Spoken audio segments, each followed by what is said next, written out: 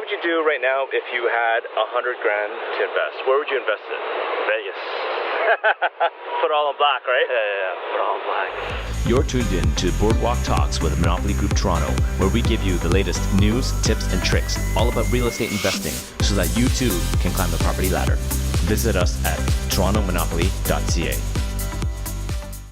Hey guys, welcome to episode number 3 of Boardwalk Talks with your host Kenneth Yim. It's John Wong.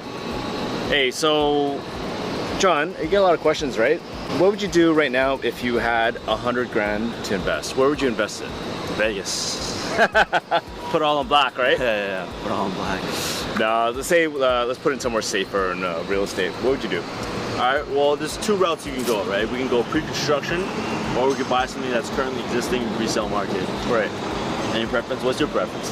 Well, I mean, it depends, right? So the way I look at it is that, like, how much control do you want, right? So if you buy a condo or something, you spend that 100 grand, first of all, you leverage it out, right? Times it by 5, you'd probably get 500,000, maybe times by 4, really. Times by 4 plus 100,000 would be 500,000. What can you buy for 500,000 nowadays? I mean, 500 would be a little bit tough, I think, downtown market. Realistically, if you want to get a nice 1-bedroom in a nice building, you're looking at 550 to 600 at least. Right, because the average price downtown is about 650 to 680, depending what side you're on of Yonge, right? Yeah, and that includes all sizes, right? Okay, so if you buy a single condo, the good thing about it is that, like, you have full control. You can sell whenever you want, you can lease whenever you want, you can refinance whenever you want. You don't have to deal with partners. Yeah. Right? So I do like that option of buying a single condo, but I guess the question is resale or pre-construction? Yeah, I mean, we've both been doing a lot of pre-con lately ourselves. Right? The one thing that goes for pre-con always is the comfort, right? You just slowly save up your money, put it towards deposits. You don't have to worry about a mortgage that's immediate, right? You just worry about it later. Yeah, and the nice thing about it is that you can stagger your deposits over a year and a half, right? Which is really nice. But I guess the issue is, do you want to rent it out now? Yeah. Or do you want to rent it out in the future and kind of have that uncertainty, right? I mean, there's pre-construction condos being built all over through the city. I guess you can see one over there in front of us. Sometimes they don't work out. You've heard the horror stories in the past of uncertainty of projects not completing, right? Which is kind of crappy. But at the end of the day, it's kind of a risky take. If you work with a reputable developer, which we can help you find, obviously, but if you work with a reputable developer, the chances are it probably will get built. Yeah. And also a realtor that you trust, because they'll push you towards a project that will be done by a reputable builder too, right? Anyway, what I'm trying to say is that there is uncertainty, so you got to worry about that. But at the end of the day, the nice thing is that you get to stagger your deposits. You don't have to pay it all in one shot. You pay it over a year and a half, 25% at a time, up to 20%. Then you worry about closing. There's extra closing costs, which we'll get to in another podcast. But just to start, I mean, the nice thing about it is that you don't have to service the debt, right? You don't have to get a mortgage on it right away. It depends on the situation that you're at. Maybe it's easy to get a mortgage for you right now. Maybe it's not so easy. You're supposed to have the financing to make sure that you can close on it. But at the end of the day, right? So, would you say, what would you rather do? I know it really depends on the situation, right? But honestly, at the end of the day, I know the Toronto market. I'd rather get into something now, right? Make that commitment, get a tenant in there right now, and get that money rolling in month to month.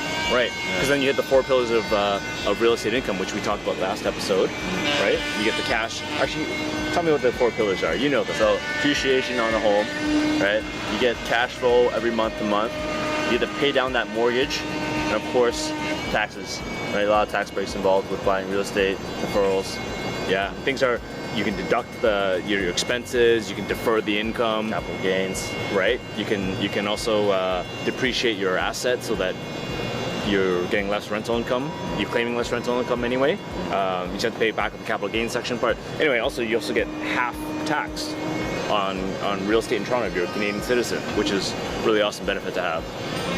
So, I mean, it's nice to have the money now, but at the same time, it really depends on you. If you want to have pre-construction, put your deposits down and then let it grow over time, and you don't have to service the debt, you don't have to worry about getting the mortgage.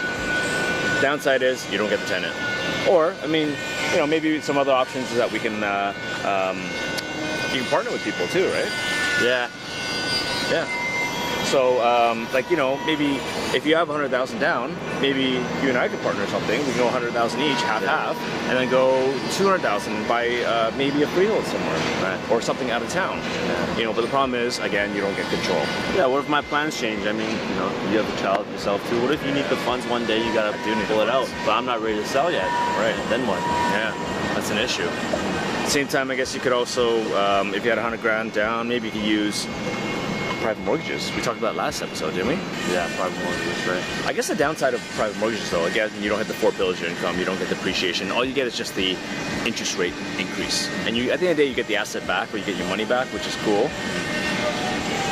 But you don't get to ride the wave. Yeah, you're sort of locked in there too. Yeah. So how about you guys? I mean, if you have 100,000 down, the other thing I'm talking about pre-construction, which is nice too, is that if you don't have, say the average price is 600, right? Right. 20% of that would be what, 120? 120. So say you only have 100,000, maybe it'll give you some time really to save up the payments, a year and a half really, or depending on the project, but usually about a year and a half to get that extra 20,000 down for your final deposit. Also gives you goals. What were we just talking on the way here about saving money? Yeah, I mean, what if you don't even have 100 grand to start with? Renting versus buying. What should you do? Right? Where do we start? Well, I mean, I guess really save your money, because do we really need to spend money on stupid things? You know, what was that about human nature that you were saying? All right, by Grant Cardone. Right, so money gets restless. It finds a way to spend itself. So if you don't invest it in something, put it away in something, it'll find a way to blow it itself on a vacation, clothes, right? Yeah. You live on King Street after all. I see this. Seems to be a habit over here. Yeah. People spend money on stupid things, right?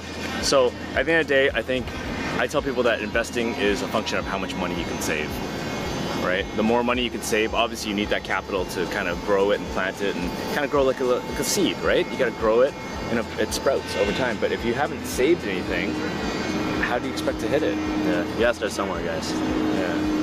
So I don't know what else to say, but save your money, invest in wisely, put it in a property, depends how much control you want.